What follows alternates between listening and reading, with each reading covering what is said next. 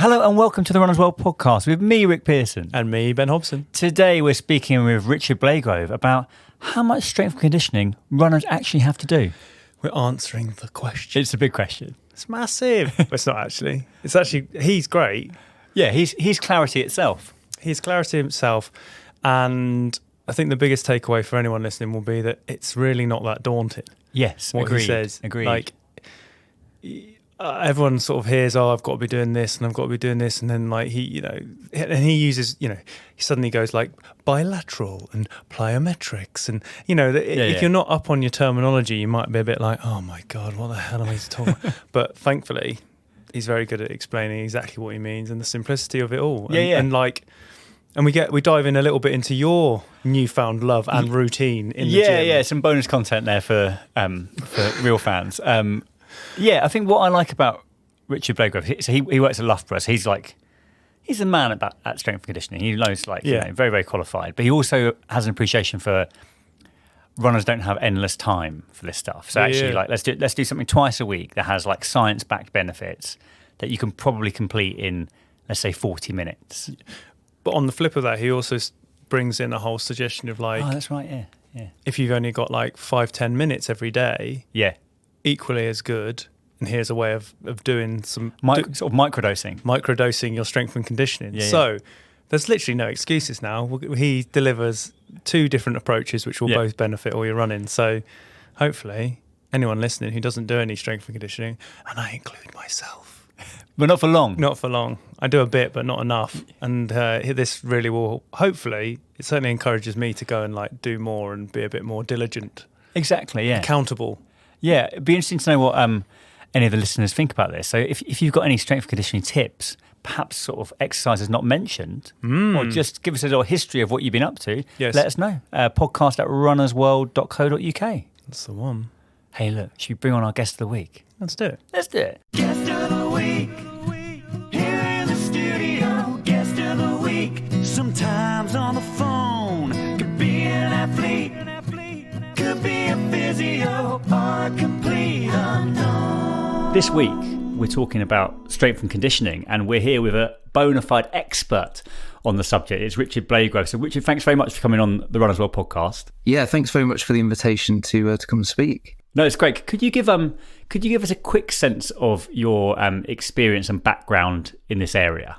Yeah, sure. So at the moment, I'm a senior lecturer in physiology at Loughborough University, where I'm also the program leader for the Masters in Strength and Conditioning. I've been working in academia or universities now for about 15 years, but alongside all my kind of academic and research responsibilities, I've very much been a strength and conditioning coach. And so, going back 15 years or so, I started working quite a lot with middle and long distance runners down at St Mary's University, which is quite close to Teddington and Twickenham. And a lot of your listeners probably will know that's where Park Run started. So at Bushy Park. So the running community around there is very, very vibrant. So I was working with a lot of runners in that community, and I guess kind of unintentionally specialised a little bit in strength and conditioning support for those types of athletes. And I've just I've been coaching alongside all my kind of academic responsibilities ever since then, really. Right, let's get down to the brass tacks. How many times a week? Here we go. Here we go. We want answers. How many times a week should runners be doing strength and conditioning work? Yeah, so I mean, with my kind of research and scientific hat on, like the majority of studies that have investigated the use of strength training with runners tend to find benefits at twice a week. Some of the studies use 3 times a week, but in my experience as a strength and conditioning coach working with runners, like 3 is probably quite a lot, particularly for more recreational runners that have got busy lifestyles and so on. So if runners can aim to be hitting 2 strength and conditioning sessions a week, they probably are going to get some really meaningful benefits, particularly after a few months of engaging with that sort of work. I guess an alternative design, particularly for those that do have very busy lifestyles and they've got a job and a family and are struggling even to fit in their running training, there is a kind of alternative design that hasn't got as much research evidence associated with it, but one I've used quite a lot with runners over the last 5 years. And that's kind of splitting S&C up into what I would term sort of training units or little kind of microdose training sessions, which only last 10 to 15 minutes. And those are sometimes a little bit more manageable for runners to organise around their own running training as part of warm-ups or straight after a run, often in the comfort of their own home as well. So yeah, doing something small every day would be an alternative. Yeah, let's get into that, because that sounds good. So that's a daily thing. So that's sort of like a daily 10-15 minute little strength workout. What does that look like? So it could be something different every day. And so there's a training technique called plyometrics, which I imagine a lot of listeners would have heard of before, which is essentially jumping, hopping, skipping type exercises. And we know that those exercises are really good for developing reactive strength, and also good for bone health as well. And runners could do sort of 50 foot contacts or 50 repetitions of different plyometric exercises as part of a warm-up, and that prepares you quite nicely for a run. On a different day, you could do some body weight strength work. So, for example, some single leg glute bridges, maybe some step-ups, maybe some calf raises. If those are fatiguing, runners could put those after a run, which might only take 15-20 minutes at a time. On another day, they could do a sort of trunk or kind of core stability type session.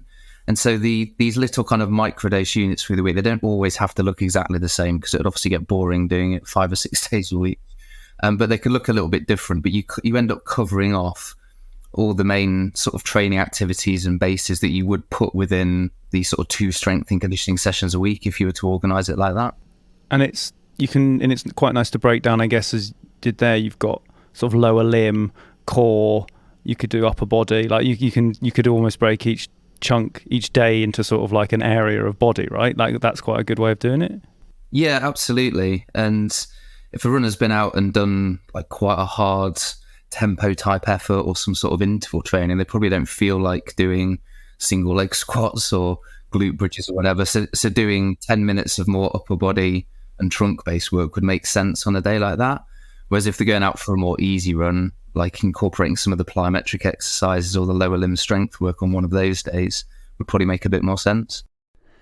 So I think, Richard, that we did a piece that was inspired by some of the stuff you talked about in terms of S&C on the Runners World website. People can check it out if they want. And it talks about, I think, 6 or 7, we badged it like the kind of 6 or 7 exercises, mainly gym-based, I think, that runners actually need to do. Because I think a lot of runners can go to the gym and feel a little bit overwhelmed by what they see. Can we break it down to 6 or 7? And if so, what would they look like? What would they be? Yeah, thanks for including some of our work on the website, first of all. So yeah, I tried to keep session design and the types of exercises that runners do within a gym-based setting as simple as I possibly can. Like the research will tell us, again, that we need somewhere between about 7 and 12 sets of lower limb work within a session to get some meaningful benefit.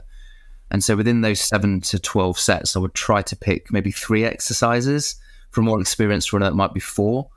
The first exercise ought to be something bilateral, so something like a back squat, something like a Romanian deadlift, which is a hip hinge exercise, or a deadlift from the ground.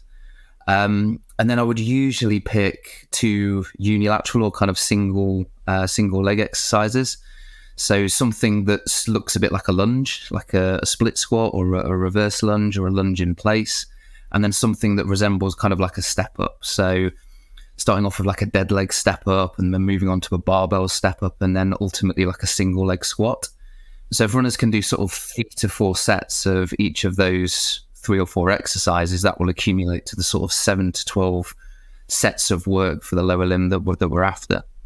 Yeah, that's good. I love that. I love how simple that is, because I feel like Ben and I actually, in running terms, are quite interested in S&C, I think. But even with our kind of knowledge that we've accumulated, I think it was really refreshing to hear from you about, like, actually, I can break this down to sort of 6 or 7 exercises that I need to do twice a week, and I'm going to get most of the benefits that I need. In terms of like upper body work, how much? Yeah, what would you say that needs to look like? Yeah, so runners probably do need some upper body work. Obviously, they don't need loads because of the nature of the sport and the kind of biomechanics associated with running gait. But Like I would tend to prescribe like a pull and a push upper body exercise for runners. So a push exercise, I guess the most simple version would be like a press up for those that are fairly new to strength training. Alternatively, you can do like an overhead press with a barbell or a dumbbell. And then pull exercises, again, the most simple one is probably like an inverted row, which is hanging from a bar and you pull your chest towards the bar. Sometimes you see people do those with like a TRX or other kind of suspension type system. And alternatives could be like a single arm dumbbell row or a bent over row with a barbell. And so, yeah, you've got quite a nice balance there between an upper body push and pull exercise, which might be 5 or 6 sets of work. Yeah, I think that this is because we always talk about strength and conditioning, but I kind of think that the strength bit is the bit that people look at, and the conditioning, the second word gets kind of lost in the mix. Yeah, and I always think that the upper body is very much the conditioning side, because obviously when we talk about running, you don't think you're going to be using the upper body particularly, but you need to be stable, right? Like the stability in the upper body and the spine needs to be robust, because otherwise you're gonna twist and turn too much, and there's all those sorts of, then you've got forces come into play which affect your gait cycle. So I guess that's where it's important for runners to not neglect the upper body stuff. Yeah, absolutely, for all those reasons that you've just suggested, that if we're changing the way in which we're producing force against the ground, which is using the lower limb muscles, we obviously need to counteract some of the additional rotations and stability demands which are being placed on the upper body. And you'd be surprised how much you kind of utilize your body, particularly if we're running up a very steep hill. Like it's probably a little bit more important for middle distance runners who have to sprint quite regularly as part of interval training sessions and then within races. And any sort of competitive runners that are engaged with sprint finishes at the end of races or kind of mid-race surges, like you're going to start to utilize the full body and the upper limb as well as part of those sorts of efforts. Richard, can we talk a little bit about traditional core exercises? Because I think you might be slightly more suspicious about this than some people. A lot of runners are going to think, so I'm going to the gym and I've got to lift all these things, and then I've got to do loads of core as well. I've got to get myself on the stability ball. I've got to be doing the plank the whole time. 9 hours of planks. yeah, and it can get overwhelming. And actually, but my understanding of your approach is maybe actually some of the exercises you've already described that you might do in the gym, i.e. a step up or a squat, they're actually working the core in a way that maybe allows you not to have to do so much of that traditional core work. Is that right? And could you explain your philosophy on that? Yeah, you've summarised it really nicely there, actually. Certainly the trunk and the core are an important sort of group or set of muscles that we need to be conditioning. So it does need to be in there somewhere in a strength and conditioning program. But I guess my problem would lie with any kind of runners or athletes that like core stability type exercises are the whole S&C program, and they may be doing it 3, 4, 5 times a week, and there's no sort of proper strength training in there. And so I'd very much see, sort of traditional core stability exercises as supplementary, that you might have 1 or 2 towards the end of a program for particularly lateral muscles and some of the anterior sort of six-pack type muscles that we might not have directly hit as part of strength training sessions. But as you say, the majority of muscles around the trunk get a really, really good conditioning sort of activation stimulus from some of the exercises that we've mentioned already. So for the lower limb and the trunk.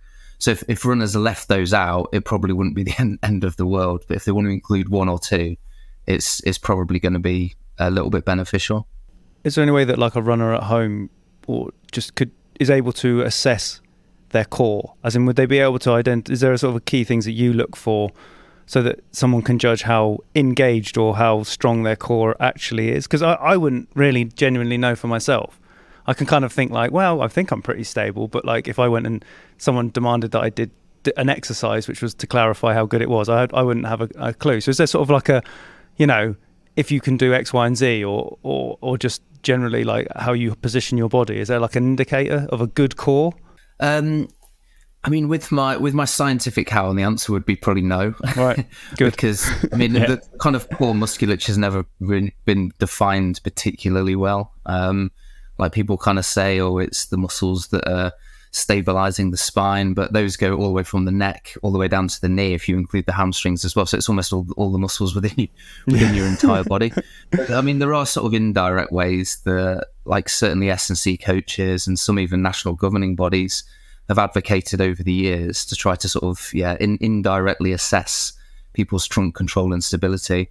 I mean, particularly at GB rowing. So, like, rowers obviously get a lot of lower back pain, so they've worked quite hard to try and develop some, I guess, core stability tests, and I've used those with runners a little bit. So, positions like, I'll try and describe this on a podcast. So, if there's like a side hold position, so if you lie kind of sideways across like a bench or a chair, and you get somebody to anchor down your lower body, so your kind of upper body is like hanging off the chair, if that makes sense, but you're on your side. Yeah. And then if you take your arm off the ground, so you literally just kind of suspended your upper body in the air, you've then got to hold that position for as long as you can. And if runners can get somewhere around 2 minutes on that, they've got pretty good capacity around the trunk. And then you can obviously do that same position with somebody anchoring down your lower body on your front and then also on your back. So that would evaluate sort of back extensor capacity and then your kind of abdominal capacity. And I mean, they're okay, those sorts of tests, to get a bit of an impression of what you're kind of asking around people's capacity in those different muscle groups. But I mean, there's no suggestion that the duration you can hold those positions is predictive of injury or performance in runners, as far as I'm aware. Yeah, no, that makes total sense. I think I could get injured trying that one, Richard, actually. I think there'd be an injury risk in me even attempting that at coffee. I want to talk about load, because I think, again, this is an area where there's probably quite a lot of conflicting literature, and runners are like, I don't want to be a big, bulky person, so presumably I don't need to lift heavy, and then we're told we have to lift heavy. Where do you sort of come to on that in terms of, like, I guess we're talking about in terms of reps, aren't we, really?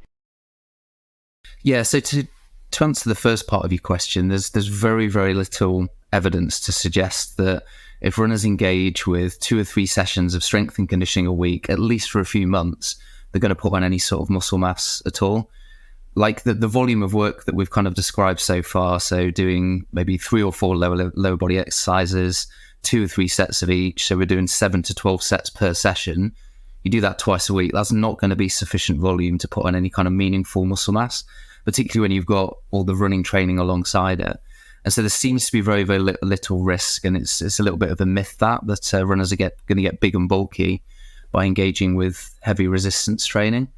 But yeah, to come back to the question of intensity, like, it's important that if we want to get stronger, we are trying to move some sort of load, and just the basic principle of progressive overload, like we're trying to stress the neuromuscular system in order to acquire more strength. And so for runners that have never engaged with strength training before, they can probably achieve that just with bodyweight exercises, at least for the first few weeks, particularly on when they're doing the single leg work. But then quite quickly, they're going to start to adapt, and then performance is going to plateau, and they're going to start to find the exercises quite easy.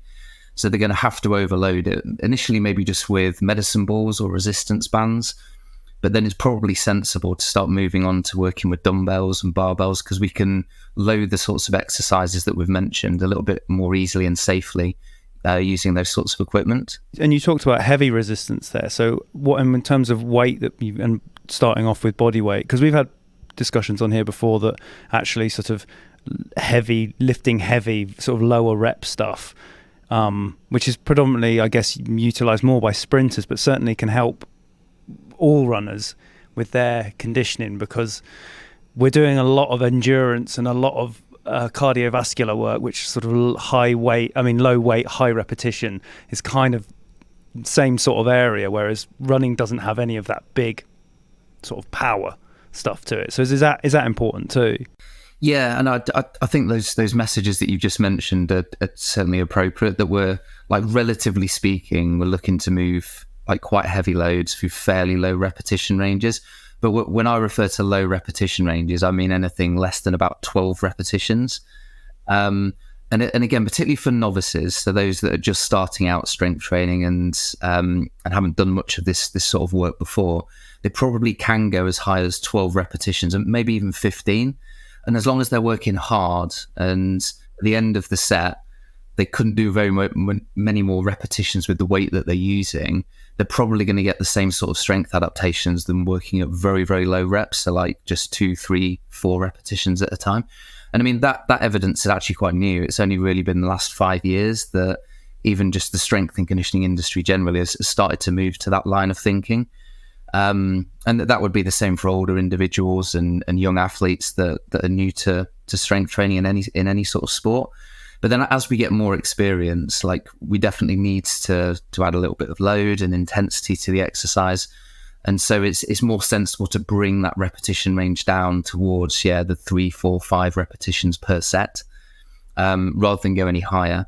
And so, when I say sort of heavy load, I mean anything between about 3 reps and 12 reps for most runners. We don't want to scare people off by saying, you do 3 reps and you've got to go really, really heavy for 3 reps. You got to PB every single lift. Yeah, exactly. Yeah. So going a little bit higher is completely fine for a novice. If anyone's listening to this, Richard, and says, "Oh, that all feels like quite a lot of work," what's the carrot in terms of strength and conditioning? Why is it worth runners properly engaging with this stuff, do you think? Yeah, it's two main things which I think you guys will certainly be aware of, and probably the listeners as well, that like most of the research has been directed at the use of strength training for performance outcomes. And we've got fairly good evidence that engaging with strength training a couple of times a week for at least 3 months is going to improve running economy. And our running economy is how much energy that we're using at a submaximal intensity. And so for 5K, 10K, half marathon and marathon, like the better that we can get our economy, the less energy that we're using to run, the better. And so it seems that strength training mainly has effects, or like mechanistically has effects on economy, which then improve performance. We also know it improves sprint speed. And as I mentioned before, with competitive runners and middle distance runners, that is really important. And then the second area is based around trying to reduce the risk of injury. And scientifically, we've got a little bit less evidence for that, which is, I guess, probably surprising for some runners. But it certainly makes sense that like tissues within the body that tend to get injured in runners, so like tendons and muscles and ligaments, they obviously have a certain tolerance to repeated stress. So therefore, if we can raise that tolerance by making the tissue stronger, essentially the body and those tissues can hopefully cope with higher volumes of running. So that's kind of the theory, and we have got some evidence to suggest that might be the case. So it would make sense to be engaging with strength training so we can increase the volume of running, and we've got less likelihood of getting injured. There's probably a third area which I'll just mention briefly, which is much more global area that certainly as we age, so as we get into our late 30s and 40s and 50s, the kind of running stuff aside, we know that we'll lose muscle mass and bone mass, and connective tissue starts to degenerate. So there's definitely benefits to engaging with strength training just from a general health perspective, aside from the running. Some big wins there as well. Some quite easy wins, I think, that people can go, I need to go to the gym. This has made me want to go. So that's good. Well, I've started going and do, basically based on what Richard's said, I'm doing 6 or 7. What are you doing? Exercises in a gym. Oh, yeah. So, Richard, let's see if this is gold standard. But I'm doing, and all kind of like, let's say the rep range is, let's say I'm doing 8 reps. Yeah. Let's just say that average. So I'm doing calf raises, weighted on the kind of, that kind of barbell that's fixed in place on the Smith machine. Yeah, the Smith machine. And then I'm doing a deadlift. I think it's called a trap deadlift. On those, yeah. When you kind of stood in the middle of it, doing a back squat. Then I'm doing a reverse lunge, because I've been told reverse lunges are potentially a little bit nicer on the knee, which has been an issue for me. Yeah. And then I do a bench press and chin ups, so that kind of push pull for the upper body. And then for a gold star, I do what they're called, step ups as well, but that's with a barbell but no weights on them. And then gold star doing some core. What they call dead bugs. Yes. For a little bit of core. That doesn't sound far off at all. A gold standard. That sounds like a really well-rounded, nicely balanced program, and that sounds spot on. I can do it all. Honestly, I can do it all in 45 minutes. Do it twice a week, and it's actually it's for me. It's taking the stress out of strength and conditioning for me, because I'm like, I do it twice a week. I know what I'm doing, and I'm feeling the benefits in a way that when I was just trying to fit stuff in, I was probably doing more in some ways, but just much less benefit, and just kind of feeling a bit kind of overwhelmed by the strength and conditioning part of training. Yeah. No, it sounds like you've got a really nice balance and volume within that program. That, as you say, there's 6 or 7 exercises. You've got a couple of bilateral ones, the squat and the trap bar deadlift. You've got the single leg exercise, the reverse lunge, and the step up. So, that's essentially what I described before. And then you've got the bench press is a really good exercise, and particularly if you've been doing press ups a while and you sort of hitting 15 repetitions comfortably, like, you obviously need to load the exercise, and doing a bench press is it's quite a nice progression from that. So that makes complete sense. And you say pull ups as well? Do some pull ups, yeah. So that's absolutely great. Yeah, I mean, the calf raises we haven't really spoken about much, but the calf and Achilles is obviously, I think it tends to be the area of the lower body that's like the second most common injury with runners, and because the exercises that you mentioned before, so that's the deadlift and the squat and the lunges, like, they don't really overload the calf and the Achilles very much, and so for most runners that I work with, they'll tend to do 1 or 2 calf Achilles type exercises. So having that loaded on a Smith machine makes complete sense, and then you've got the trunk exercise as well. Oh, I smashed it. There you go. All I need to do now is get better at running, but the S&C is not holding me back anymore. It's like a great case study. Well done, Rick. Great working example for everybody. Yeah. Put how much you're lifting. I want to know. Those are the big numbers. Well, this is a funny aside, but one of the new columnists at Run As Well is called Sophie Rayworth, who's a very good runner and also like BBC broadcaster, and she's got into lifting heavy weights as well. And we're in a deadlift competition, but she's really strong, and I'm currently losing. So I don't want to give away the exact weights, but it's I'm currently losing that one. Yeah. Well, it sounds like you're on the path to success, mate. So that's well done. Richard, thanks so much for your time coming on the podcast and speaking with such clarity about an area that I think can be quite confusing for runners. So I hope everyone who's listened to it is going to get something out of it. So thanks for your time. Yeah, no problem at all. I really enjoyed it. So that brings us to the end of this week's Run As Well podcast. A huge thanks to our special guest, Richard Blagrove, and to you, of course, for listening. Oh, God, right at the end. You had to listen all the way to the end, but then you get the gold. You get the real gold. You can subscribe to 3 issues of Run As Well for just £5. Head to runasworld.com/UK/podcast offer to get this exclusive listener offer. Please subscribe to the podcast if you haven't already. Wherever you're listening to this, make sure that you share it with all your running friends, because they'll probably like it too. And they need to do strength and conditioning, because they probably don't do that. Thank you for listening. You will hear from us next week.